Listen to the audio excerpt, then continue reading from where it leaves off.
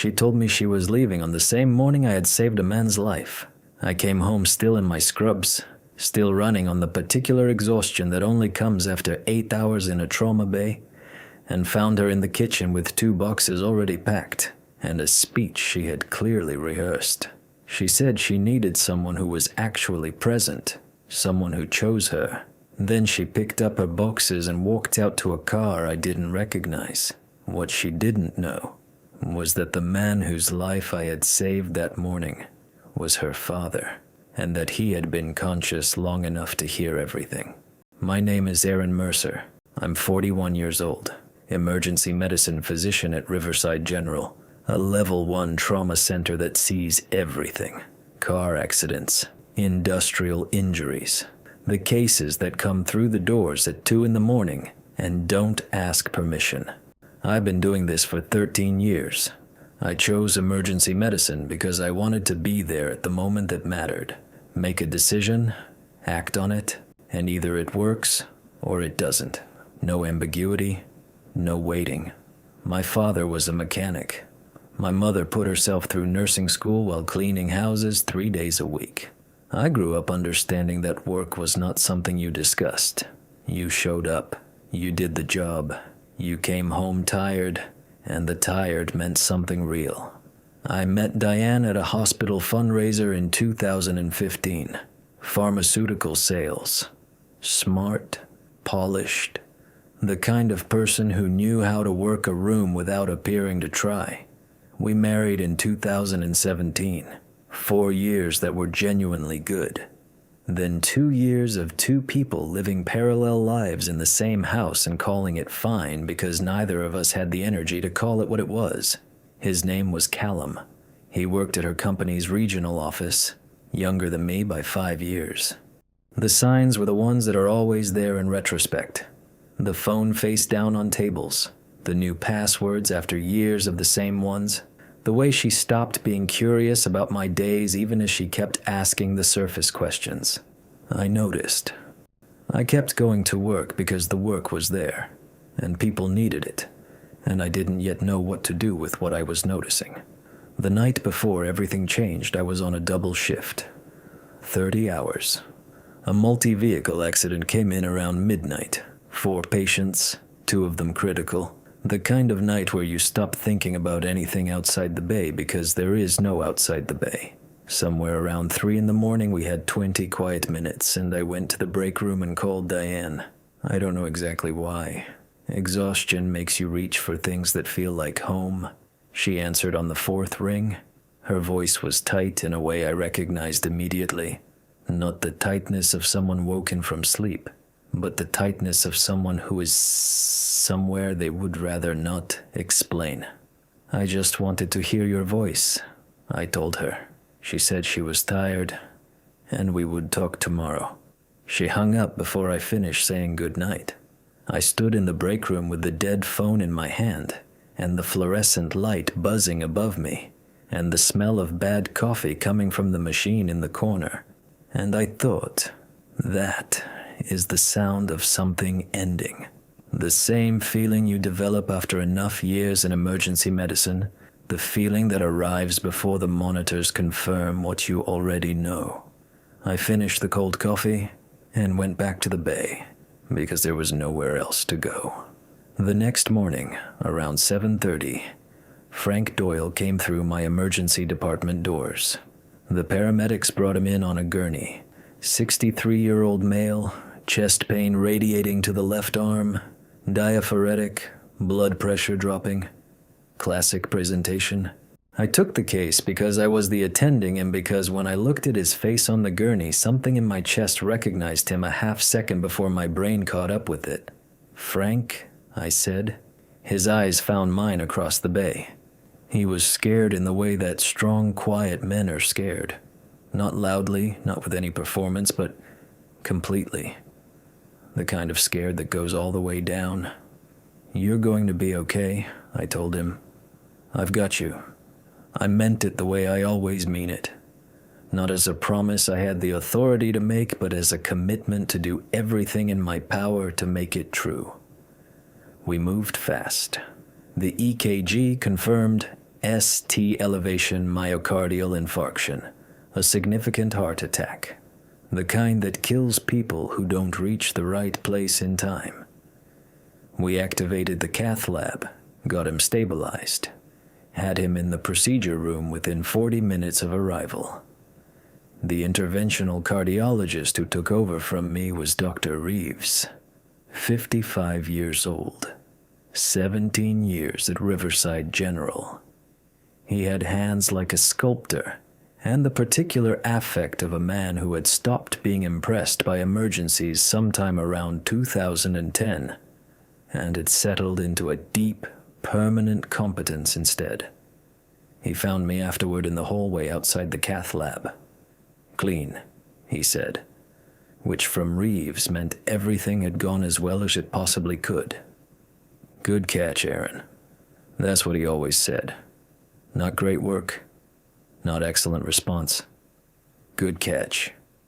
Like medicine was baseball and we were all just trying not to let anything hit the ground. I had heard him say it after difficult cases for 6 years and it had never felt small. It never did. I drove home at 8:30 in my scrubs, hollow the way you get when the adrenaline finally leaves. I was thinking about Frank's face on the gurney, the 40 minutes, Reeves in the hallway. I was not thinking about Diane or Callum or the phone call at 3 in the morning because I had put those things in the part of my mind reserved for things I wasn't ready to look at yet. She was in the kitchen when I walked in, 2 boxes on the floor, a third open on the counter with items stacked beside it waiting to be packed. She turned when she heard me come through the door, and I could see immediately that the speech had already started in her head. She had the focused, slightly rehearsed quality of someone who is prepared for a difficult conversation and is relieved the moment has finally arrived. She said she had been unhappy for a long time. She said she needed someone present, someone who showed up for her the way I showed up for the hospital, someone who chose her the way I chose the job. She said she knew I wasn't a bad person, but that she had found someone who could give her things I couldn't, and she was sorry, and she hoped I could understand. I stood in my kitchen in my scrubs at 8:30 in the morning and I listened to all of it. I didn't interrupt. I didn't defend myself. I just stood there and listened to her finish. When she finished, I said one thing. Your father had a heart attack this morning. He came through my emergency department at 7:30. He's stable. He's in the cardiac unit at Riverside. You should go see him. The color left her face the way it leaves faces in medical settings. Completely. And faster than seems possible. She left without the boxes. I sat down at the kitchen table. There was coffee in the pot from the morning before. I hadn't been home in 30 hours. I poured a cold cup and drank it because I was too tired to make more and because some part of me found the cold coffee appropriate in a way I couldn't have explained. Then I put my head down on my arms and slept at the kitchen table for 4 hours because I could not make it to the bedroom. What I found out 3 days later, when Frank was well enough for visitors and sent word through the nursing staff that he wanted to see me alone, was something I had not known. Diane had called Callum from the hospital waiting room on the day of Frank's procedure, while her mother Eleanor was getting coffee from the machine down the hall. Frank's room shared a thin wall with the family alcove around the corner. His door had been open. He was not as sedated as the nurses believed him to be. He heard enough of that phone call to understand what it meant. He was sitting up in his hospital bed when I came in, smaller than I had ever seen him, which is what cardiac events do to large men for a while.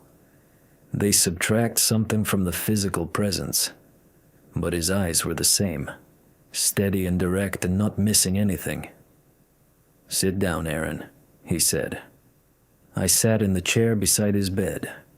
The cardiac monitor beeped its rhythm. Somewhere down the hall, a cart went past and someone laughed briefly, and then it was quiet again. He told me what he had heard. He gave me the facts plainly, without editorializing, without apologizing for his daughter. He laid it out the way a man who has spent 40 years running a landscaping business lays out a problem. Here is what is true. Here is what it means. Here is what I think you should know. When he finished, we sat in the quiet for a moment. "I'm sorry," he said, "for what it's worth. And I understand if it isn't worth much right now. I've always thought you were the right kind of man." I looked at him. Frank Doyle, who had sat at my kitchen table on Sunday mornings for 6 years, drinking bad coffee and not saying much and being, in that silence, more of a constant than almost anyone else in my life. "It's worth something, Frank," I said. "It's worth a lot." My attorney, Sandra Okafor, had been recommended to me by the chief of emergency medicine, who had navigated his own divorce 4 years prior and described her as precise, thorough, and constitutionally allergic to being outmaneuvered. All of that proved accurate. During the asset review, Sandra identified something I had mentioned almost as a footnote.